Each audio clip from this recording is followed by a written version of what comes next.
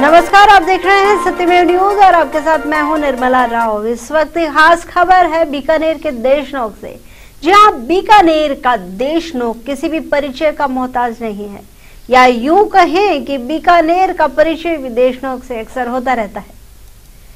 जगत जननी मां करणी के मंदिर के कारण आज देशनोक पूरे विश्व में प्रसिद्ध है, लेकिन आजकल देशनोक अपने सामाजिक सरोकार वाले बड़े बड़े कार्यों के कारण पूरे विश्व में प्रसिद्ध होता जा रहा है और एक अलग ही मिसाल कायम करता जा रहा है।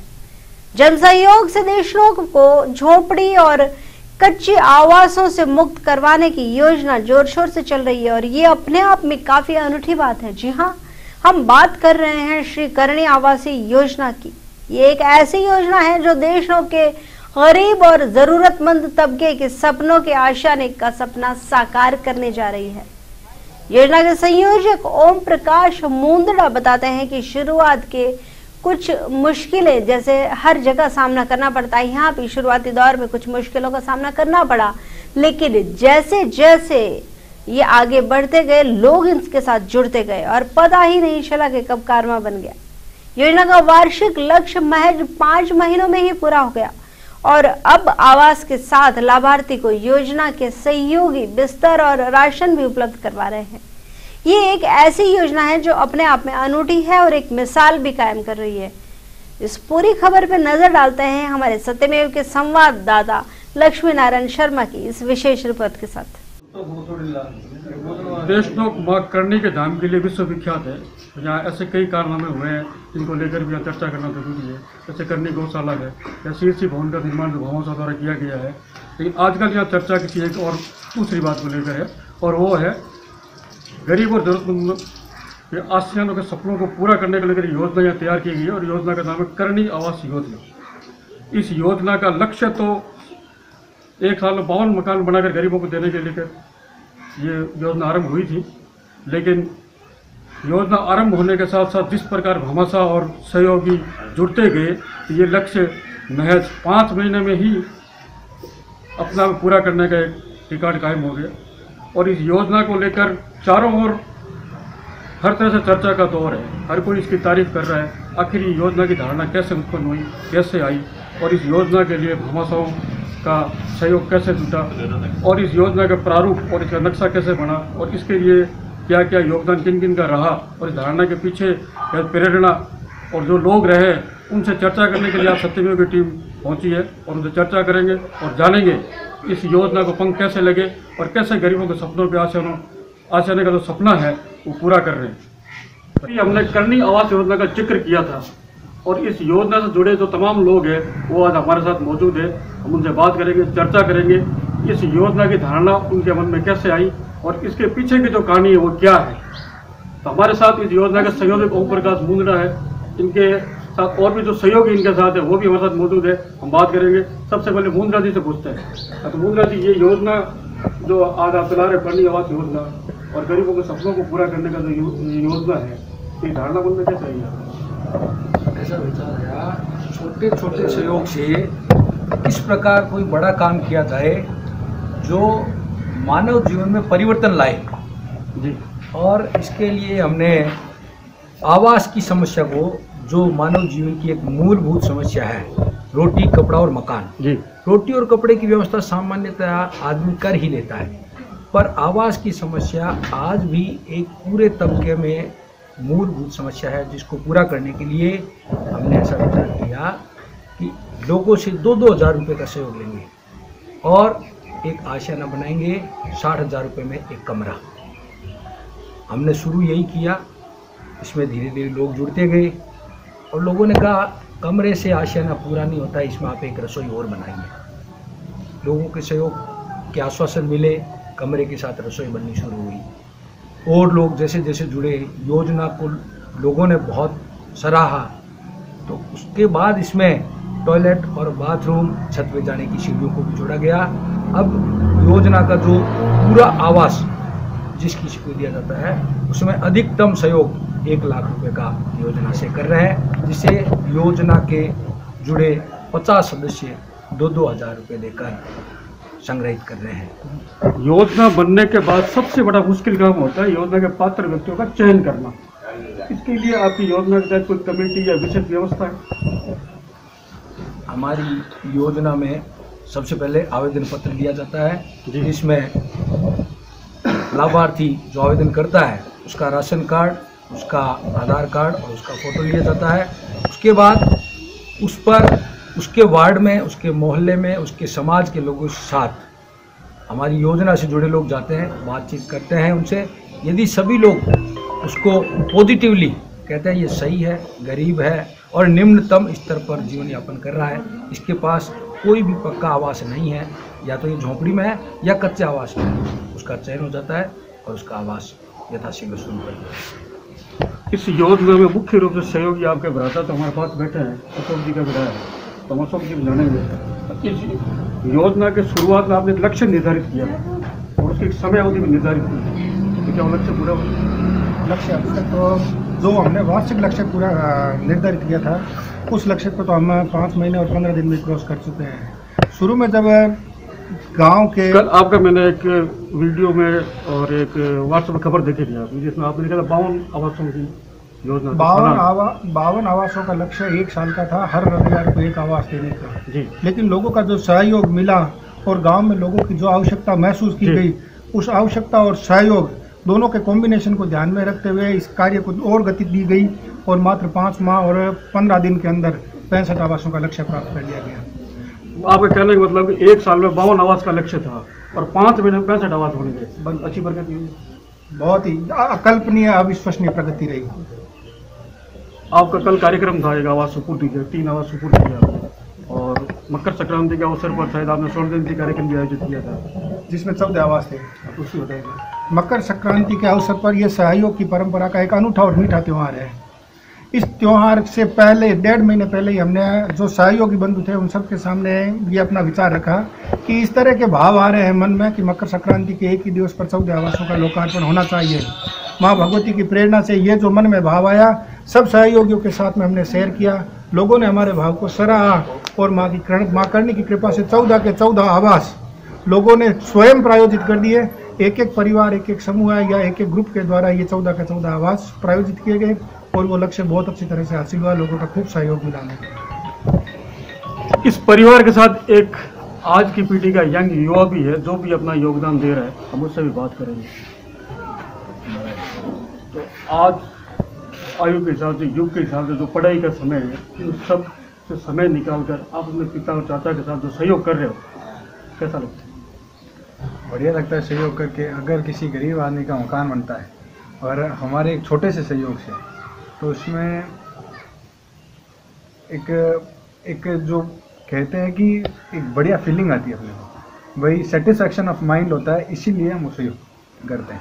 और जहाँ तक मेरा रोल है, मैं सिर्फ यही काम करता हूँ कि जो प्रोग्राम होता है उसकी एक फ्री ऑफ कॉस्ट लोगों को कैसे दिखाई जाए, एकदम लाइव, उसका काम है मेरा, ताकि लोग अपने पैसे का पूरा सेटिस्फैक्शन ले सकें। लोग अपने पैसे का जो दे रहे हैं हमको, जो सहयोग के रूप में दे रहे हैं, उनको ये पता चल सके कि हाँ भाई जो हमने पैसे दिए हैं वो एकदम सही काम है और एकदम सही हिसाब से लगे। मेरा सही एक सहयोगी और भी है, वो कैलाश उपाध्याय, उनसे भी बात करना बहुत जरूरी है। उनकी क्या भूमिका रही है, उनकी जुबानी सुनिए।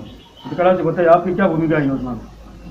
सबके साथ सहयोग के, और जहाँ भी उचित होता है ऐसे भी कमेटी में तय किया जाता है कि अच्छा है ये इस काम को करना चाहिए, तो उसमें काम करने में हमें बहुत संतुष्टि मिलती है। इस योजना में आप एक सहयोग की बात भी सामने आई है कि जो आवास बनते हैं तो जो बिजली फिटिंग की व्यवस्था आपकी तरफ से हो रही है? बिजली फिटिंग की ऐसी व्यवस्था है, अगर उसके पास कनेक्शन है उसकी फिटिंग करके दी जाती है, तो उससे उसका शुभ जीवन व्यतीत होता है। इसलिए हमने ये योजना। चलिए वापस संयोजक महोदय के पास लौटते हैं और उनसे बात करते हैं। कुछ कड़वी भी है, कुछ मीठी भी है। तो कल के करनी आवास योजना में जो आपका कार्यक्रम था, उसमें आपको सालाना एक बड़ा सहयोग मिला 11 लाख रुपए में। तो इससे तो आपकी योजना और आगे तक चलेगी। योजना को इस बड़े सहयोग से संबल मिला है और योजना की गति और तेज होगी। जिस प्रकार हमारा जो मुख्य लक्ष्य है, देशनों पूरे कस्बे को कच्ची छत से या बिना छत की समस्या से मुक्त करना, वो हम उम्मीद करते हैं आगामी वर्ष में इस लक्ष्य को प्राप्त करेंगे, इस लक्ष्य को पूरा करेंगे। सहयोगियों की निरंतर सहयोग स्वीकृतियाँ प्राप्त हो रही है और जैसा आपने बताया PSNO की भामाशाह श्री सुंदरलाल जादूगर ने कल हमारे को प्रतिवर्ष 11 लाख रुपए सहयोग देने का जो स्वीकृति दी है, इससे निश्चित रूप से हमारे काम की गति है वो तेज होगी और जल्द से जल्द हम लोगों को आवास उपलब्ध कराने में समर्थ होंगे। क्या एक जिक्र भी बहुत आवश्यक हो जाता है कि पैसे से आप चार्टर्ड अकाउंटेंट है, व्यापारी है, इतना बिजी शेड्यूल होने के बावजूद सामाजिक सरोकार के लिए समय का प्रबंधन कैसे करते हैं? मुख्य जो ध्येय होता है वो होता है आत्मसंतुष्टि। यदि वो पैसे से मिलती है तो पैसा मुख्य काम है और व्यापार से मिलती है तो व्यापार मुख्य काम है। पर जो आत्मसंतुष्टि मिलती है वो होती है, वो मिल रही है किसी गरीब को खुश देखकर। और गरीब को खुश कैसे किया जाए, ये लक्ष्य करणी आवास योजना से हमारे को सबसे अधिक हासिल हो रहा है। इससे तो हम आत्मसंतुष्टि महसूस कर रहे हैं, इसलिए अपना समय इसमें आराम से निकल रहा है। और इस काम के लिए हमने रोज़ सुबह 7 बजे से 8 बजे तक का 1 घंटे का समय रखा है, जिसमें कोई भी आवेदक हमारे घर आ सकता है, आवेदन कर सकता है। हम उसकी जांच करवाते हैं, उसके साथ जाते हैं। प्रतिदिन का ये 1 घंटे का समय और प्रत्येक रविवार को सुबह 1 घंटे का जो कार्यक्रम होता है, उसमें सभी लोग, कस्बे के सभी लोग सहयोग कर रहे हैं, भाग ले रहे हैं। योजना के कार्यकर्ताओं का उत्साहवर्धन कर रहे हैं। इसमें हमारे कई लोग जो स्थायी रूप से जुड़े हुए हैं वो भी नियमित रूप से वहाँ के अपना सहयोग कर रहे हैं। यहाँ के राजेंद्र जी उपाध्याय है, वो हमारे करणी माता जी की प्रतिमा ला के भेंट कर रहे हैं। गोपी किशन जी उपाध्याय है, वो लाभार्थी परिवार को प्रत्येक कार्यक्रम में गद्दा है, तकिया है, कंबल भेंट कर रहे हैं। यहाँ के ही निवासी और कोलकाता प्रवासी श्याम सुंदर जी, रोहित कुमार जी मुंद्रा है, वो भी प्रत्येक आवास में स्थापना के समय राशन सामग्री प्रदान कर रहे हैं। और इसी प्रकार इस योजना में हमारे पास आज तक करीब 30 सदस्य ऐसे सहयोगी हैं जिनकी हमारे पास ये स्वीकृति है कि आप जितने आवास बनाओ उन प्रत्येक आवास में 2000 रुपये का वित्त प्रबंधन करना हमारे जिम्मे है। तो इस प्रकार हमारे पास वित्त प्रबंधन का भी एक मजबूत स्रोत है। तो कुल मिलाकर गरीबों के आशय को सपने को पंख लगाकर आपने जो काम किया है, तो आपके सहयोग में भी लोग खूब सारे जुटे हैं। बहुत सारे लोग, कोई तन से, कोई मन से और कई धन से। जो बाहर बैठे हैं वो धन से जुड़े हुए, जो देशनोक में हैं वो तन से जुड़े हुए हैं, और जो इस योजना को सुन रहे हैं या देख रहे हैं यूट्यूब पे या व्हाट्सएप पे या फेसबुक पे, वो मन से जुड़े हुए हैं। कहीं ना कहीं उनके मन में भाव ये रहता है कि काम बहुत अच्छा हो रहा है। सभी लोग इसमें पूरा सहयोग कर रहे हैं। और योजना भारतीय राजनीति में एक युग पुरुष राजनेता थे, भारत के प्रधानमंत्री गए अटल बिहारी वाजपेयी, उनके बारे में विरोधियों का कहना था कि वाजपेयी तो अच्छा है लेकिन पार्टी अच्छी नहीं है। ये जुमला आप पर भी लागू होता है। तो ओम प्रकाश मुंद्रा आप भी तो अच्छा है लेकिन अपनी योजना के लिए राजनीतिक मनसूबों को पूरा करता है। ऐसा कुछ नहीं है, इसमें कहीं भी कोई राजनीति नहीं है। देशनोक का कोई भी व्यक्ति जो गरीब है, आवासहीन है और अपना मकान बनाने में असमर्थ है, हम उस हर व्यक्ति का चयन इस योजना में कर रहे हैं। इसलिए इसमें कहीं भी दूर दूर तक राजनीति का कोई लेना देना नहीं है। अच्छी योजना है, सकारात्मक सोच है और हमारे चैनल का लक्ष्य भी है हमेशा सत्य के साथ। तो चैनल के माध्यम से अपने दूर दराज के जो सहयोगी है, जो और भी सहयोग करना चाहते हैं, उनके लिए संदेश। हम जो भी दूर दराज के लोग हैं उन्हें एक ही बात कहना चाहते हैं कि आप जहाँ से भी मूल रूप से बिलोंग करते हैं वहाँ एक ऐसी योजना लाओ। लक्ष्य केवल देशनोक नहीं है, लक्ष्य है सर्वभूत हितेरता। जो लोग जहाँ हैं वहाँ गरीब असमर्थ परिवारों को समर्थ बनाएं और उनके लिए आवास की जो समस्या है उसको दूर करें। आप किसी भी गांव में, कस्बे में या छोटे शहर में रह रहे हैं, उनके लिए आवास संबंधी समस्या को निदान करने का ये एक तरीका है करणी आवास योजना। इस तरीकों को आप वहाँ भी फॉलो करें ताकि वहाँ के लोग भी इसका लाभ उठा सकें और हमारे गरीब भाई बंधु जो कहीं भी हैं उन्हें आशा न मिल सके। अभी आपने अनुकरण की बात की कि योजना का लोग अनुकरण करें, तो हाल ही में बीकानेर जिले के 2 गाँव में शायद, जहाँ तक मेरी जानकारी, नापास और रोड़ा में इसका अनुकरण हुआ है।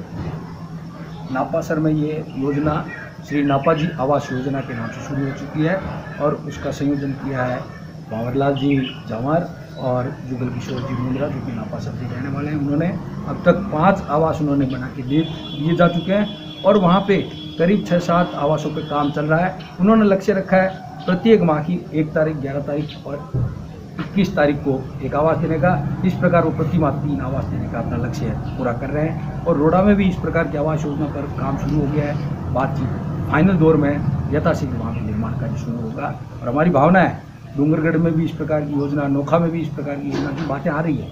हम ये चाहते हैं यथाशीघ्र सभी जगह ऐसी योजनाएं चले, क्योंकि संपन्नता हर जगह है।